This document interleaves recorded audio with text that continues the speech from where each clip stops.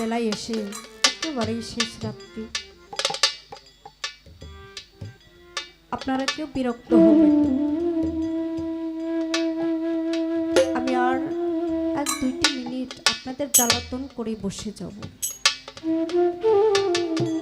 বাবা, এই পৃথিবীটা হলো মায়ার বাঁধন, আমরা মায়ায় জড়িয়ে আছি।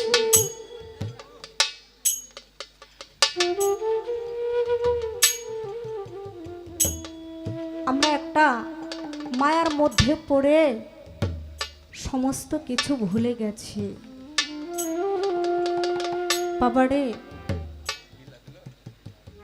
এই জগতের মধ্যে কোনো মানুষ সব দিক দিয়ে সুখী হতে পারে না।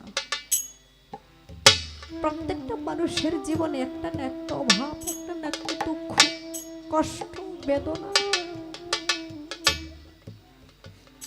কেউ বলতে পারবে না আমি সুখী। এই ভালোবাসা যে সঠিকভাবে করতে পারছে বাবা, একমাত্র সেই ব্যক্তি বলতে পারে যে আমি সুখী।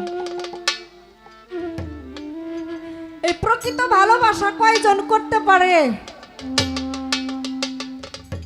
এই পৃথিবীতে স্বার্থের টানে ভালোবাসা, যতদিন রেণুবাজান স্বার্থ আছে ততদিন বন্ধু বান্ধব আত্মীয় স্বজন আমার ভালোবাসা আছে। যেদিন এই স্বার্থ ফুরিয়ে যাবে সেদিন আর কেউ কাছে আসবে না, সবাই দূরে থাকবে। ভালোবাসার মানুষগুলোকে খুঁজে পাওয়া যাবে না। শুধু দুটি মানুষ থাকবে, দুটি মানুষ থাকবে, তারা স্বার্থ চাইবে না। তার একটি হলো গর্ভধারিণী মা,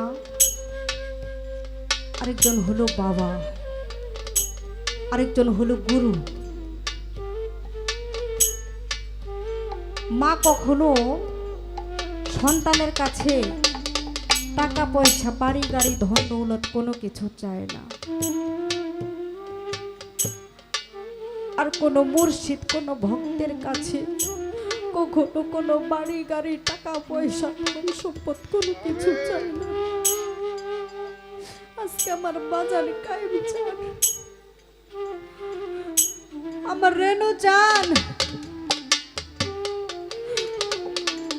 বাজানকে হারিয়ে আজকে অকুল দরিয়ার মধ্যে বসে আছে। আজকে এমজান কোথায় আছে, কেমন আছে? এমন কোন দরদি নাই আমার দরদের বান্ধবের একটা খবর এনে দেবে। সারা রাত্রি গান করলাম, গান গাইলাম, অনেকেই বলে বিচ্ছেদ গান শুনবো, বিচ্ছেদ গান। ও বাবা, বিচ্ছেদ কাকে বলে এটাই তো বুঝি না। কলিজার মধ্যে কোনো জেদ নাই, আমি বিচ্ছেদের জ্বালা কি বুঝবো? বিষাক্ত সাপের সবল যেই ব্যক্তি খাইছে সেই ব্যক্তি সাপের বিষের যন্ত্রণা কি বুঝবে?